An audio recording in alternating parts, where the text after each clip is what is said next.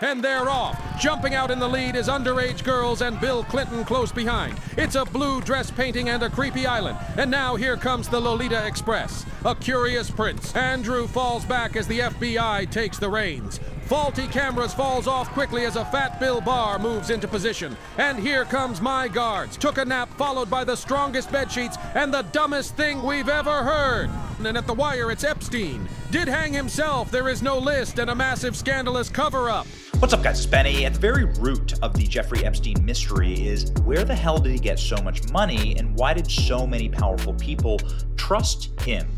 And we're finding out some of the answers to those questions, at least a little bit, because we've been asking. Like here, for instance, is a New York Times article about inside of Jeffrey Epstein's mansion, something we would have never gotten. You can see just the sheer number of very powerful people that he hung out with, including popes and presidents and dictators and rock stars and so on.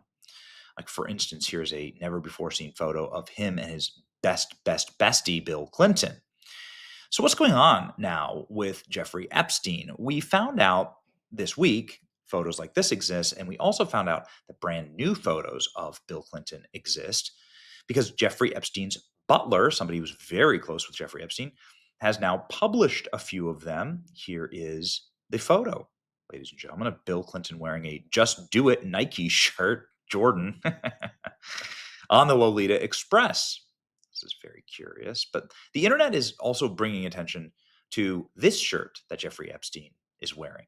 This is a shirt for the Israeli Defense Forces.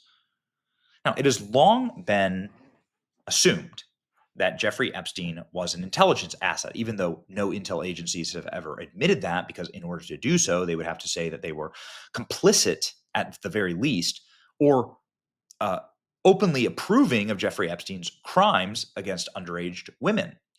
And so no intel agency is ever going to cop to that, at least not until we force them to. But what about clandestine intelligence agencies? What about them? You know, Jeffrey Epstein had a very interesting relationship with the state of Israel.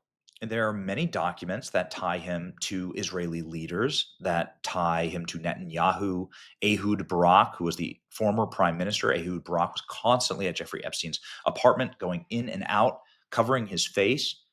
Many assumed that Jeffrey Epstein was being run by a foreign intelligence agency. And because of that, all of the information that Jeffrey Epstein was gathering was going to a foreign nation, and we couldn't control it. It's one thing if it's, the CIA's source and they have all the information. It's a totally different thing if that information could be sold on the black market because other nations have it. And you have compromising photos of presidents and prime ministers and American celebrities and so on. Yeah, it's a real problem. The other critical thing about this specific image is that it is the last image, I think, of Jeffrey Epstein alive. According to the date here in 2019, this is the last photo of Jeffrey Epstein before he was incarcerated and then murdered.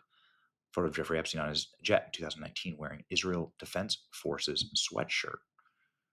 This photo may be the last one taken of the financier, showing an IDF sweatshirt. So what is that exactly? Right? Like, this guy's legit, by the way. Like, this isn't AI or Photoshop. His story completely checks out. I encourage you to read here at the Telegraph. I was Epstein's butler for 18 years. There's no way he killed himself. So who did kill Jeffrey Epstein? We have actually asked a couple of questions about this. So we asked questions of Jeffrey Epstein's lawyer, Alan Dershowitz, and said, hey, was Jeffrey Epstein an intelligence asset? And was he an intelligence asset working for Mossad, working for Israel? He is wearing the swag, right? And Alan Dershowitz said, well, actually, I did connect him with very high-level Israeli officials when he flew to Israel. It's the first time anybody's ever said anything like this on an interview. Here we go. We're able to preserve a plea deal for Jeffrey Epstein in 2008 when you were his lawyer. Alex Acosta made a pretty stunning claim as to why that plea deal went forward and why he wasn't able to get a heavier prosecution against Jeffrey Epstein, saying, I was told that Epstein belonged to Intel. and to leave it alone. And this is what Acosta said before a Senate committee looking to confirm him in the first Trump term. Can you expound on that? Could you unpack that for us? Yeah, I would be shocked if that were true. Jeffrey Epstein was not a reliable person. I can't imagine that any intelligence service would be using him, but I've heard the claim. I heard the claim that the Mossad, the Israeli intelligence agents, used him just the way they used Ghislaine Maxwell's father, Maxwell. And, you never know. One thing about intelligence services, they act in secret. So you never know. But I can't imagine any thoughtful intelligence service using a guy like Jeffrey Epstein. But it's certainly possible. If so, I didn't know anything about it. In fact, once when I was in Israel writing a book, he called me. He was in France. And he said, I've never been to Israel. I don't know anybody in Israel. Could I come visit you for a day? And he did. He flew his plane. And I took him on a walk in the Shuk, in the Arab area. We had lunch with some prominent Israelis, judges, etc. He asked me to put together a lunch. And then about 9 o'clock at night, he got on his plane as he left. As far as I know, that was the only time he was ever in Israel. But who knows? He could have fooled me, too. And then we asked Matt Gaetz, who's somebody who I think very much knows the truth about Epstein, about what happened there. I was there for 18 years. There's no way Epstein killed himself, says his butler. He loved life too much to kill himself and was confident in securing bail before he died, the butler says. This is the butler saying that there's, absolutely no way that he accepts the official verdict that Jeffrey Epstein committed suicide. And he also believes that Virginia Roberts was a victim of foul play. So he says that both of them were suicided. He's making these extraordinary claims. But I guess we'll see, ladies and gentlemen. Matt Gaetz says that it was a foreign country that was allowed to come in and kill Jeffrey Epstein. We know this because we asked. The clip's now gone famous. Here's Matt Gaetz saying, we let a foreign nation come in and kill Epstein. Well, what foreign nation could it be? Here we go. Why is the world's foremost pederast protected? This makes no sense. Like this is like evil, right? Like everyone agrees on it. It's like you got a 99% on Epstein. Issue. Bill Barr is the one that needs to be called in to give sworn testimony on what happened there at Bureau of Prisons, because that is not that. There's just no way that the story you're getting is the real story there. No freaking way, and Bill Barr knows it. I think most people believe that, right? Like it's like no way that that's. I actually think it was true. I actually think that on Epstein, it was a foreign government that took him out. I don't think it was a domestic enterprise. Really? I do. I'm not going to say which one, but I don't think it was domestic inspired to take out of him. I think that was a foreign operation, government sponsored. So foreign operation took out Epstein inside of our prison. Yes. So they must have been allowed to. Oh, I think it was in concert with people in our government. Wow. But not at like some, low level guard getting bribed kind of way. Yeah. At a state to state level. So that's probably a lot of partied interests in keeping that under wraps. You better believe it. Weapon systems at play, global deals at play. Interesting. You have evidence to back that up? I just am positing it as a theory. Wow. Okay. What about UFOs?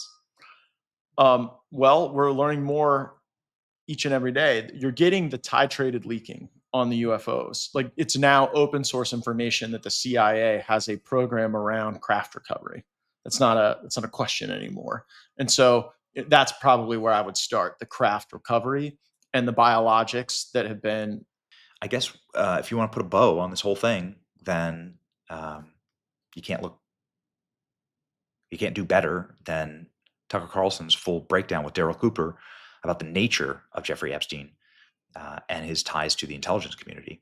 This was a great deep dive that was done by Tucker, and we're thankful for it. We've done our own part to ask the questions here, but this is really, really well researched. Obviously, there are major connections to Jeffrey Epstein and the Mossad, going through Ghislaine Maxwell, going through his entire history with the Nation of Israel. This is this is probably the true key to unlocking what the hell was actually happening. But here's Tucker and Daryl taking it away. The thing that people are really interested in this story about, I mean, there's the tabloid aspect of it. You know, I think there's a lot of people out there who there's all this talk about the Epstein list. You know, they want there to be a safe that the FBI opens up or drills a hole and cracks into. And then there's just a ledger of, you know, signed in blood, I, Jeffrey Epstein, you know, compromised these famous movie stars and politicians on these dates. That's what people want. They're not going to get that. That kind of thing doesn't exist. The really interesting aspect of it is encapsulated in just one incident, which happened in, I guess this came out after Epstein was arrested during the first Trump administration, that Alexander Acosta, who was Trump's labor secretary at the time, he had been the U.S. attorney in the Southern District of Florida in charge of prosecuting Epstein's first sex crimes case back in the mid-2000s. And we'll get to all this later, but Epstein was given a very, very, to call it a light sentence is being very generous in how we describe it. I'll get into the details of how it all came together and what the actual sentence was later. But he was asked in his vetting process, Alexander Acosta, hey, if this comes up, you know, this is a potential scandal. You gave this pedophile with all these victims against, you know, they had like 40 witnesses in that 2007, 2008 case. I mean, on the record, corroborating each other's stories independently. I mean, this was just the most open and shut case you can imagine. We'll get into the case here in a bit, but he was asked, how could you, you know, what's your excuse for giving this guy the deal that you gave him? Because it's kind of crazy. And he said, well, I was told that Epstein belonged to intelligence and to leave it alone.